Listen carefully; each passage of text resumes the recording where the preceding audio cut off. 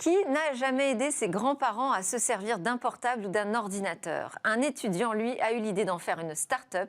Le concept, eh bien, tout simplement mettre en relation étudiants et seniors. Là, je viens de faire une citation. C'est la start-up de mon jeune invité qui est présentée récemment dans la lettre de l'Élysée. La lettre de l'Élysée du mois de novembre, Cocorico d'ailleurs, elle s'appelle. Bien nommée.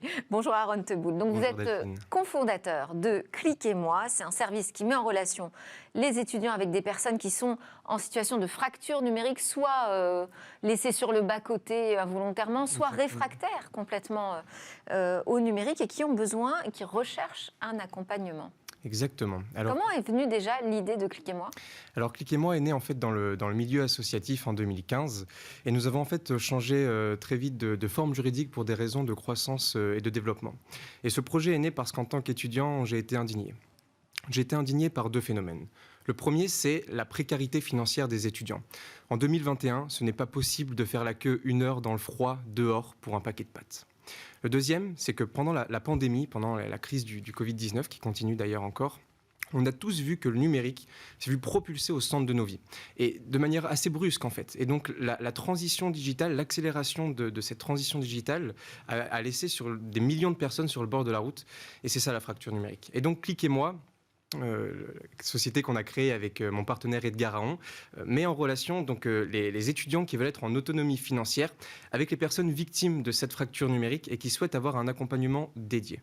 Alors quand on parle, alors on va déjà préciser quelles sont les personnes que vous adressez, parce que qui sont ces personnes qui sont touchées par la fracture numérique? Évidemment, on pense naturellement aux plus seniors, mais pas seulement. Justement, quand vous parlez des commerçants qui ont dû se mettre très rapidement à la numérisation de leur métier, ça n'a pas été simple. Tout à fait. Alors, il y a les commerçants... Est-ce que vous allez également les adresser?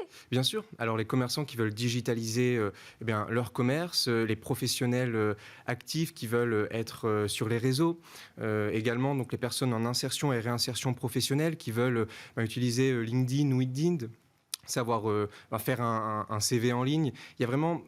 un panel de marché très très large dans cette fracture numérique, et finalement c'est répondre à tous les besoins avec un accompagnement personnalisé et intégral. Et alors quand vous parlez de l'autre côté, donc d'aller chercher des étudiants qui sont en recherche d'autonomie financière, ça veut dire que c'est un service qui va être payant?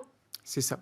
Alors, ce service... C'est au niveau d'un job d'étudiant, ça va être rémunéré comment? Alors, ce service est facturé pour un cours particulier à domicile entre 30 et 35 euros. Donc, dans le cadre du service à la personne, l'État rembourse donc 50% de ce cours. Et en fait, dans le cadre du plan de l'inclusion numérique, le 50% restant est souvent financé par l'État, par les collectivités, par les grands groupes, par les mutuelles, par les caisses retraites. Et donc finalement, ce service est souvent gratuit pour les personnes qui souhaitent en bénéficier. Donc dans le modèle économique, en fait, il y a deux volets, le volet financier, mais surtout le volet social et solidaire. Donc la plateforme se rémunère avec une commission sur chaque cours. Et ce que nous voulons, en fait, à travers tout... Alors, quand vous dites chaque cours, ça va être quoi comme type de prestation? Alors, il y a plusieurs types de prestations. Des cours en présentiel, des cours physiques, à domicile? Justement, alors il y a en effet des cours particuliers à domicile pour un objectif et un besoin précis, des cours collectifs et des cours en ligne. Ça a été choisi en fait en co-construction avec notre marché. Pendant le Covid, il a fallu s'adapter, et donc on a mis en place des cours collectifs en ligne et des cours particuliers. À domicile, parce que bon, déjà quand on entre dans ce schéma de se connecter à un cours collectif, il ne faut pas être tout à fait débutant c'est ça. Dans le numérique. Comment vous allez les chercher justement, ces personnes qui sont en fragilité par rapport au numérique? Alors justement... Comment faire connaître le service? Alors... Forcément, les personnes éloignées du numérique sont approchables par des moyens non numériques. Et donc, ça passe par des campagnes de sensibilisation, ça passe par des salons, ça passe par du marketing matériel, mais surtout une forte stratégie de réseau, de partenaires B2B2C également. Dans l'idée, c'est vraiment créer des partenariats avec les banques, les assurances, les mutuelles, des organismes comme We Take Care, comme SFR qui s'engagent énormément dans l'inclusion numérique. Et donc, c'est créer des partenariats avec eux pour qu'ils adressent, pour leurs services qui se digitalisent, des formations de Cliquez-moi dédiées. D'accord, donc vous pensez plutôt à des partenaires de la sphère privée qu'à des partenaires publics? Les deux, en fait, c'est vraiment mettre en cohérence les acteurs privés et publics pour avoir une cohésion dans toute la... Et alors, je vous ai coupé dans votre modèle économique. Racontez-nous comment vous avez prévu votre business plan, maintenant que ce n'est plus une association, mais une vraie start-up. Exactement. Alors aujourd'hui, entre les débuts associatifs et les débuts de Click et moi, on a dispensé plus de 6000 heures de cours. Et donc notre objectif, c'est d'arriver à fin 2022 à 100 000 apprenants, ce qui représente que 5% de la cible. Et cette stratégie, justement, on l'atteint avec des partenaires, une stratégie B2B2C, ce qui représente qu'une cinquantaine de grands groupes et d'organismes publics et privés. Et également un pool de 50 000 étudiants. D'accord. Et 50 000 étudiants, quand vous dites un pool, c'est l'objectif. C'est ça. Comment vous les recrutez? Vous allez leur faire passer un examen? Enfin, il faut qu'ils aient un minimum de qualification quand même. Exactement. Les étudiants vraiment représentent Click et moi. Et il y a une sélection qui est faite notamment sur les compétences numériques des étudiants pour mettre en corrélation avec... Mais ça, comment vous l'évaluez? Eh bien, c'est par l'évaluation de CV, par des entretiens. Mais nous, ce qu'on évalue aussi, c'est beaucoup le savoir-être, la pédagogie. Finalement, ce qu'on souhaite proposer, la première étape, c'est des cours techniques pour les personnes. Mais c'est d'aller bien plus loin et de créer une communauté active, solidaire et intergénérationnelle, justement, autour de ce numérique.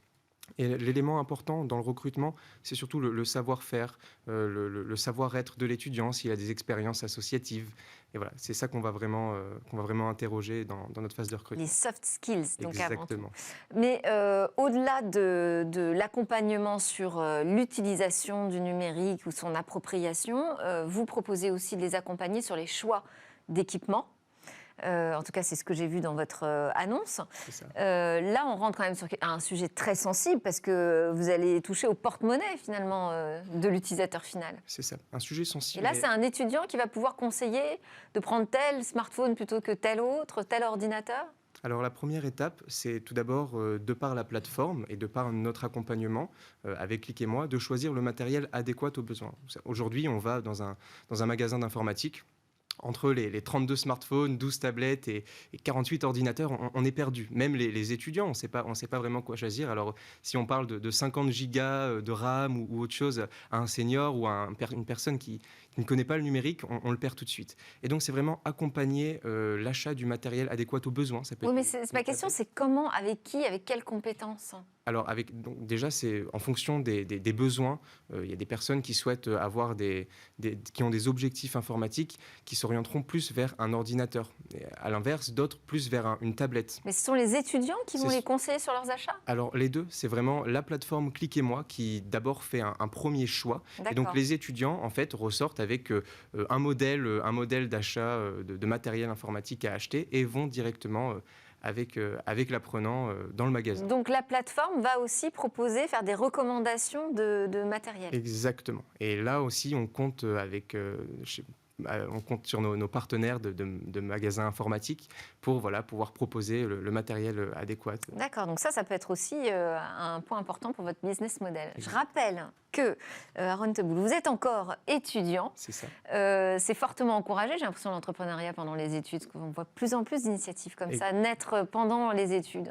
Exactement, l'entrepreneuriat étudiant aujourd'hui est vraiment en vogue, notamment avec Pépite France qui délivre ce certificat de statut national d'étudiant entrepreneur. Et donc, en effet, je suis sur la fin de mes études, Edgar Aon également, en double diplôme entre Sigma Clermont, une école d'ingénieurs, et la Business School des Mines. C'est d'ailleurs parce qu'on est proche de cet écosystème étudiant qu'on comprend vraiment les besoins des étudiants et qu'on est donc légitime de créer Click et moi. Merci beaucoup, Aaron Teboul, donc cofondateur de Click et moi. Merci pour cette initiative. Alors, on continue Smartech, on va passer au retail média. Qu'est-ce que le retail média? Ce serait le nouveau trésor des commerçants.